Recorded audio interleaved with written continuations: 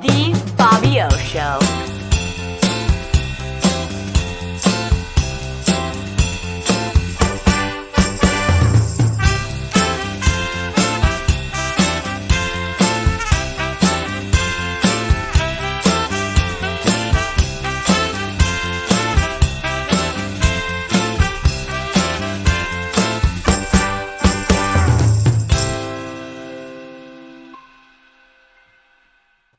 As you can tell, this is the Bobby O Show. This is part 2 of a 2-part show that may actually have a 3rd part next week. But in any event, I have my co-host today, Marty Heiser. I'm a Democrat. He's a Republican. Why is that relevant? Because we're having Republican and Democrats are running for the Board of Education and an unaffiliated candidate in the town of Richfield. The Democratic candidates on the ballot and the unaffiliated candidate are in attendance in today's debate. The Republican candidates chose not to attend. Part 1 explains what happened. I'm not going to repeat that because hearing from the candidates who did show is more important than having an explanation, but everyone was invited. The show may be a little bit disjointed because we did some of the questioning in Part 1 show, which I think you should watch because the candidates were really good. And so now we're going to start with questioning back in. It's Marty Heiser's turn to ask a question of Jonathan, and let each of you speak as to who you are, rather than introducing you, say who you are and what you're running for, and then answer Marty's question. You'll have 2 minutes per question, and there'll be probably a closing at the end. Marty, go ahead, my friend. Okay, so in the interest of times, this is Riley Gaines. She was testifying in front of Congress regarding male athletes involved in female sports. She also testified about how difficult it was to have fully intact male athletes join them in the showers, and this was something they didn't consent to. When she had a problem with that, she was directed to go to counseling. It seems like this issue is an issue across the country here, and in the interest of time, I won't show the whole thing, but this is a school in Pennsylvania where the entire student body walked out of school regarding this issue. My question to the candidates are, I think all of you have daughters. Would it be okay with you if when your daughters are in junior high or high school and after a volleyball game that they shower with biological males? Or do you have an issue with that? And where do you stand on this issue?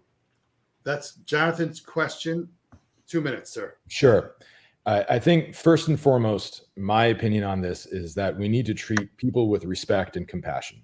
And if they have a gender identity that's in fluidity right now for one reason or another, or if they have a gender identity that associates them with not their gender from birth, I think they at least deserve respect and compassion. And I feel like oftentimes this conversation starts from a place that doesn't include that. So ultimately, you asked me the question of, would I have any issue with my daughter being in a situation, maybe when she gets older, obviously, changing for an athletic activity or a physical education with showering.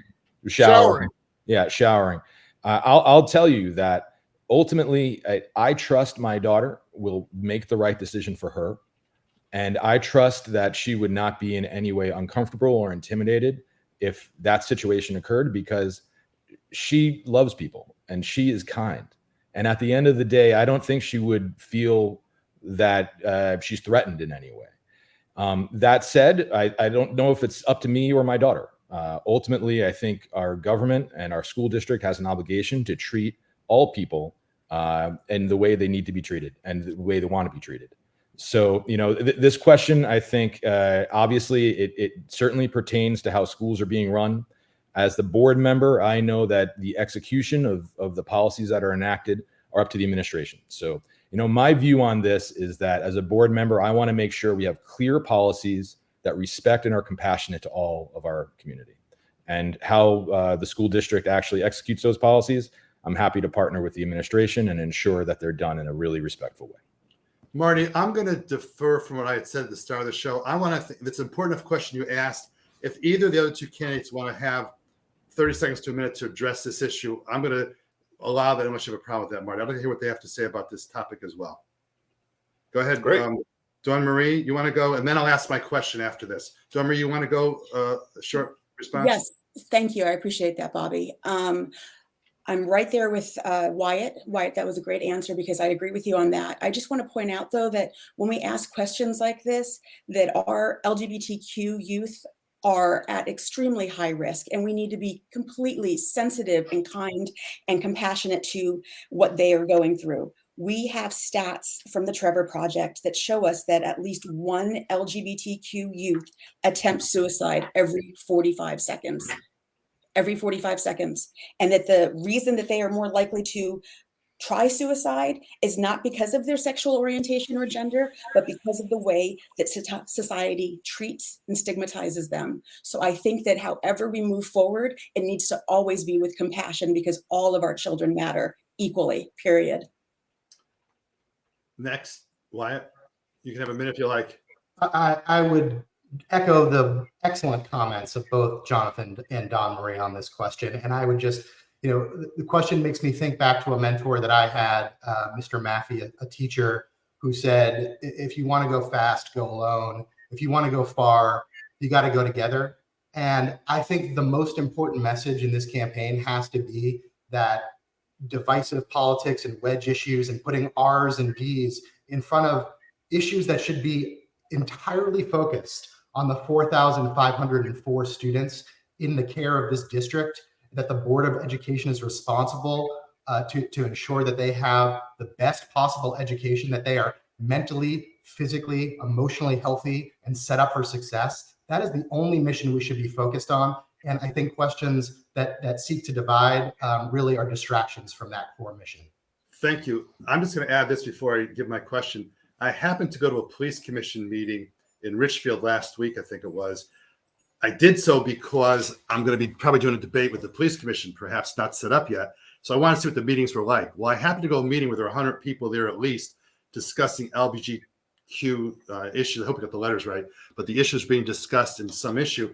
And to listen to the crowd and the passion of the students especially was really moving to hear that. And I wish the Board of Education members were there because a couple of students talked about how they used the word queer, and I was surprised that that's the word that they were using about themselves, but they used that word and they said that they felt bullied in some way, shape, or form in the Richfield School District.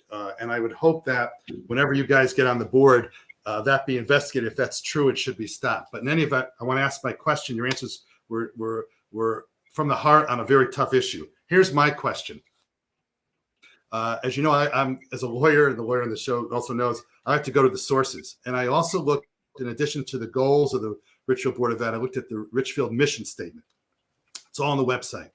And it says that, quote, we are Richfield Public Schools and our students are the pulse of this community.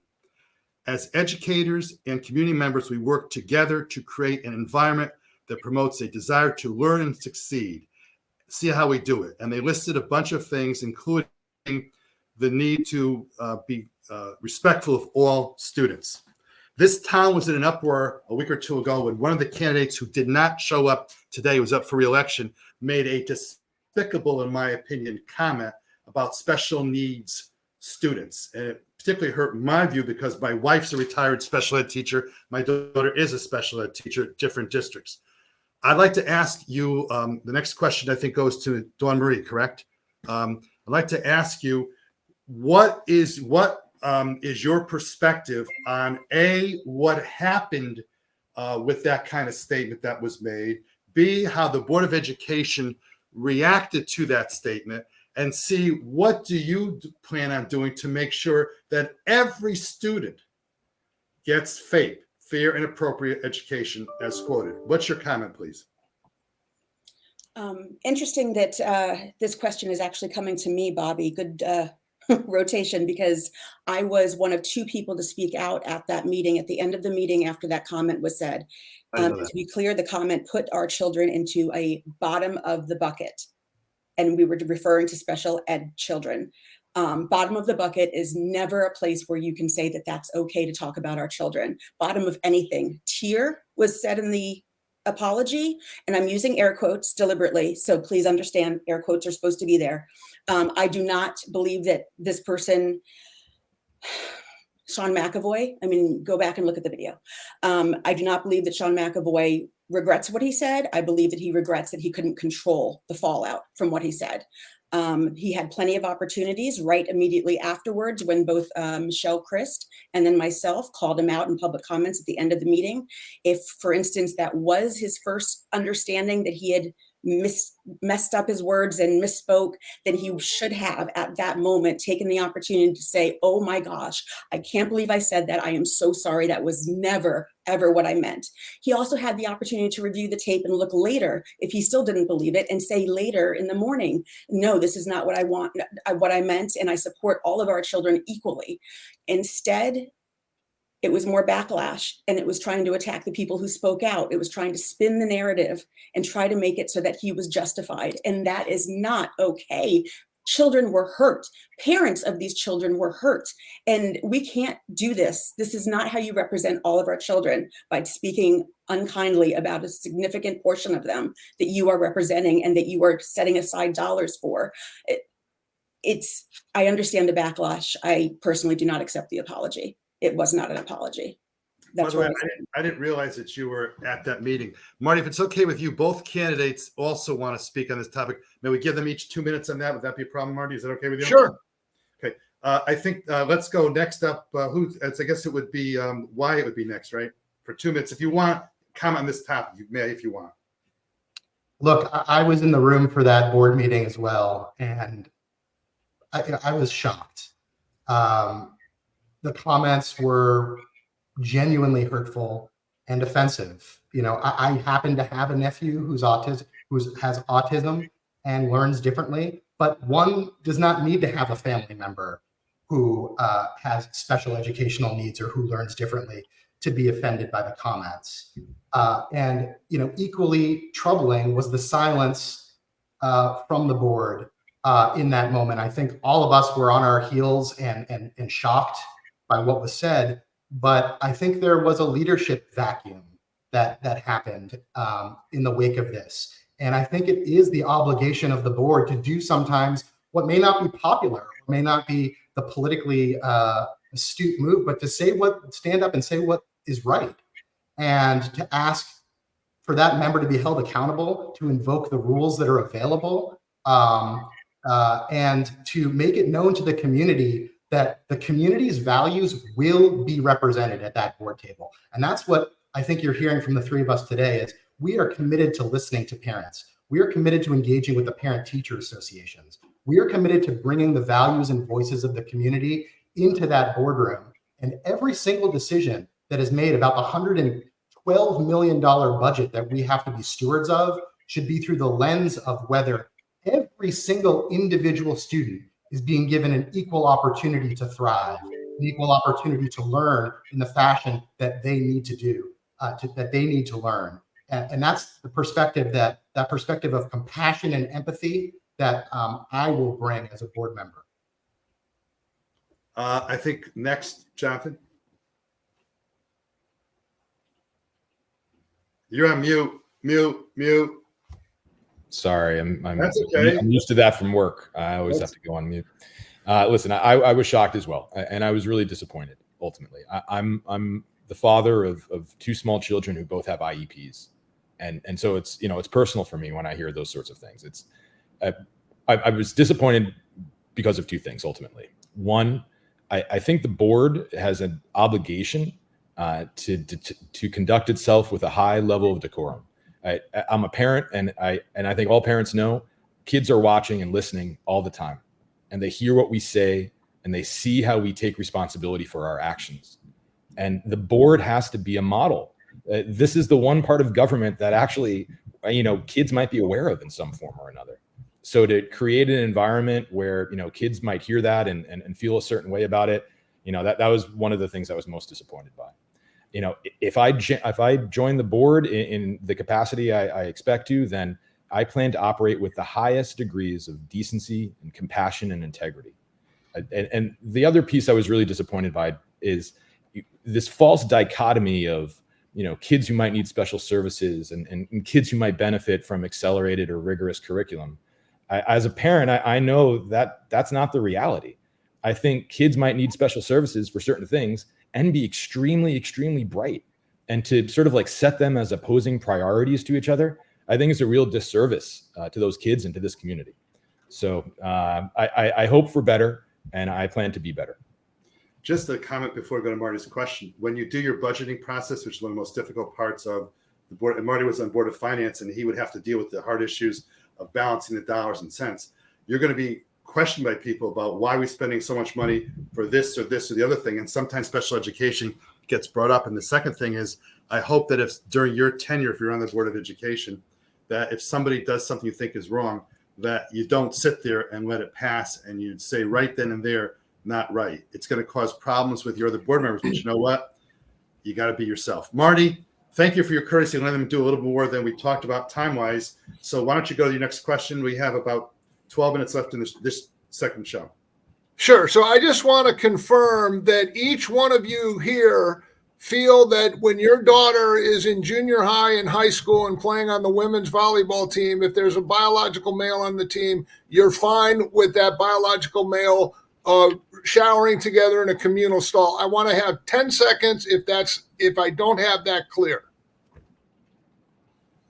Evidently, I have it clear. Yep. Fascinating. The next question is, what do you think individually are the three most important issues that you'll be faced with the Board of Ed, and what do you intend to do about them? Marty, by the way, I think Dummy may have had her hand up on your question. Did you have your hand up? If she did, fine. If not, Yeah, I wanted to offer an opportunity to make sure I'm hearing what you're saying. so Dummy, did you have your hand up or did I miss-see it? I didn't have my hand up. I was just feeling a little bit attacked with the way that was worded. That's all. I was just feeling a little bit like interesting. I believe that. You want to respond to the? Yeah, I will respond for a moment. I don't have a full response for this because this is something where we're still trying to understand where we are with things. Science, information is still happening where we are trying to understand about our LGBTQ community and how we can better get along with them, how we can better make them feel included, and what to do right by them. So I don't have all the answers here, but I believe ultimately that people are good people and that we can figure out how to get together and how to do things without offending each other. And let's just take some time and do that as a community and figure out what makes sense so that everybody feels appreciated and not marginalized. That's my answer.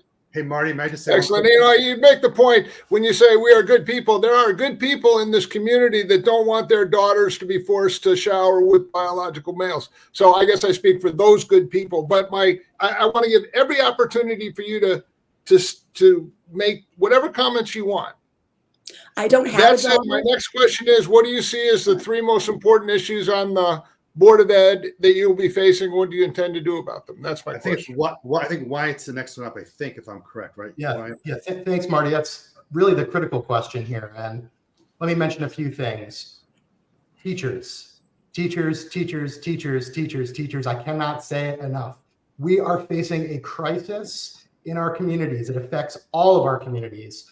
There are teacher shortages. And it is because our culture does not value and respect the teaching profession as it should, as it does other professions. Does that mean compensation? Of course it does.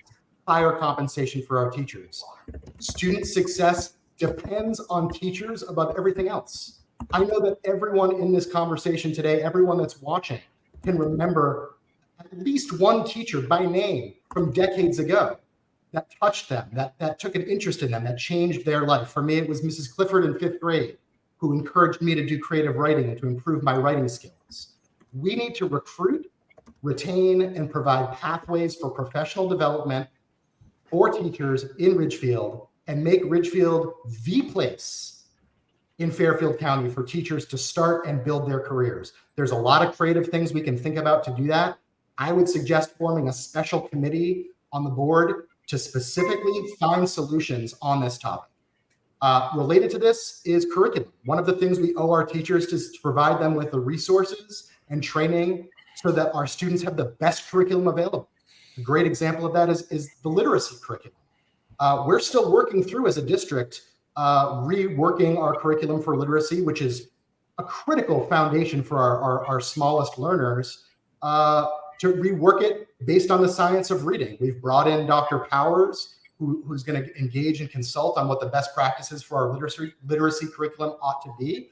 But we should have a best-in-class curriculum that works for all learners. We need curricular innovation in a world that is changing rapidly.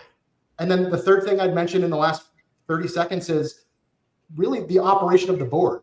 The board needs to be active. The board needs to come prepared. The board needs to ask great questions. The board needs to be a collaborative partner with the superintendent to achieve the district priorities. And that is the kind of collaborative leadership, active engagement, and good questions, incisive visionary questions.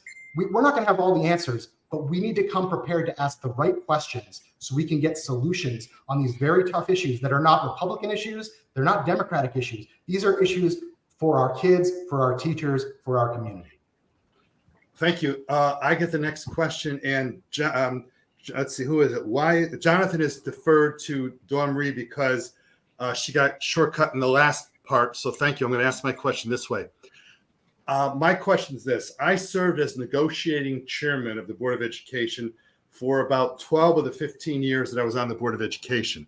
And I listened to the comments of everybody today, but I want to get to a particular hard issue, and that is dollars and cents. No one's more of an advocate of education for kids than I am. We're all for it, but you also have an issue of dollars and cents. And I'd ask of you, all of you, if you've read the teachers union contract to understand what the terms and conditions are, because you're going to be facing issues along those lines. Number two, those who comment upon teacher salaries, do you know what the average teacher salary is in Richfield, Connecticut versus other communities? Number three, do you realize the flocking of teachers from other districts that pay less to schools like Richfield and Erg A, et cetera? So my question to you is, when it comes to dollars and cents, which you have to balance because the budget's there's a finite amount of money. When I was last on the Board of Ed in 2003, it's 20 years ago, I can't believe it. I think it was like 85 to 88% more or less of the budget of the Board of Education was fixed. I have no idea where that stands now. By fixed, we mean union contracts, those things. There's very limited amount of money. I'm not sure what the numbers are now. Maybe someone who's going to answer the question knows, but you're going to have to balance dollars and cents. Do we add that extra paraprofessional in one school, or do you have enough money to add something else somewhere else? The art program is an issue. These are all issues. Dr. Wallace used to say a Board of Education budget is the school's philosophy expressed in dollars and cents. So my question to you is, Dawn Marie, when you're facing votes that are going to be more for this versus that, how are you going to go about saying, you know what, I'd love to have something, but I can't because can't afford that. There's another priority. How do you go by prioritizing for yourself the kinds of needs that our district needs? Because I'll tell you what, if I were on the Board of Ed now, I'm sure I could spend another $1 million like that on issues I'd want. The question is, the community has to vote on it. So how do you make your decisions, dollars and cents versus education? It's a long question, but give me the best you can for your answer. All right, unmute myself. No worries, thank you. So our budget for this current school year, our fiscal year, is $110 million or $645,000. Of that, approximately 80% now is going towards salaries and pensions and such. So that's where we stand. So it's what people like to refer to as a fixed, like you were talking about, kind of part of our pie. That other 20% gets divided, and I definitely agree with Wyatt that our teachers, a school is a student and a teacher, right? Doesn't matter where you are, doesn't matter how many of these you have, but a student and a teacher trying to learn. That's what a school is. Go back in history and see where they learned. So what we need to definitely support most are our students and our teachers. So when I'm making decisions as far as priorities, I want to make sure that we're doing the best that we can for our students to give them a quality education, that we are catering to the whole child, knowing that not all children will play the violin and go off to be a lawyer or whatever the path may be, that there are different options, different avenues. I want to make sure that they're thinking about that. I also want to ensure that our teachers, as Wyatt, I'm just going to piggyback off of him a little bit because he summed it up nicely, but that as he said, that we need to make sure that they have enough money to to live here. Most of our teachers don't live here. I believe, I could be wrong. I know it does it by different tiers as far as how our teachers are paid. And I think our cap might be $118,000, which is below the normal salary income for a household in Ridgefield. So our teachers are not usually living here amongst the kids that they serve. Lots of our teachers have second jobs or look forward to tutoring where the real money is for that hourly rate.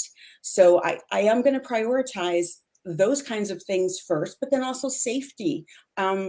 What else needs to happen? How can we control our fiscal expenditures? We have, for instance, 6% of our pie of our budget is going towards transportation right now. And I know some people like to refer to it as a concierge service, because there's a seat for all of our children on that bus or on those buses. But we're not being served the way that we should on those buses. Our ridership our goal is, I think, 85%, and we're more in the 30s. So we definitely have room to move there. So let's find those places where we have flexibility to push and to squeeze and to maybe do something better, maybe take an innovation that will possibly have an expenditure initially, but will save us money long-term so that our taxpayers are seeing the results of their investments. I want to give each person a chance, a minute to respond instead of a closing argument to this question. And by the way, the fact I asked this question does not mean I'm against teacher salaries. I'm just pointing out to you that there's finite decisions, and it's not just philosophy, it's money too. Do each of you guys want 1 minute on that question? Because I have 2 minutes left in the show. Jonathan? Yeah, sure. I believe strongly, in addition to what Wyatt said, that the most important resource that we have in our district is our teachers. We have to support our teachers. We have to enable and empower them to deliver the highest standards of education to our children. Now, I've got a lot of experience working with budgets over the last 23 years of my career.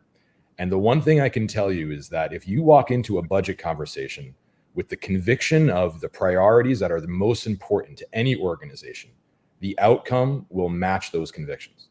And I tell you now, the most important thing to me in any budget conversation in this district is to ensure that the professionals that work every day with our children are the best possible ones we can have. Great. And the last question goes to Wyatt. Look, the budget is a values document. And when I think about the budget, I think about my daughter, Vivian, in the class of 2040 at Ridgefield High School, sitting with my wife, Maria, in the auditorium and watching her get her diploma. The people of Ridgefield will know that they can trust us to look after the community's investment in our children and in our schools, to make the values judgments that need to be made, tough decisions that need to be made, but we will spend every single minute thinking about those 4,504 kids in our schools and spend every dollar investing in teaching and in learning. Wyatt, I just want to close this. You guys are excellent candidates. I do want to say I've had several shows with superintendent of schools, Susie and Liz, head of special ed, and we have great, not good, but great leadership in our district. Marty, thank you for coming on the show. The candidates, thank you very much for coming. And we are going to try to plan one more 30-minute show in the next week or two, because you guys have a lot to say. Thank you for running. We need candidates like you, and we need candidates who are transparent and not afraid to get questions from Marty Heiser or Bobby O. This has been the Bobby O Show. Shalom. Thanks, guys. Thank you. Thank you. Thank you for having us. My pleasure.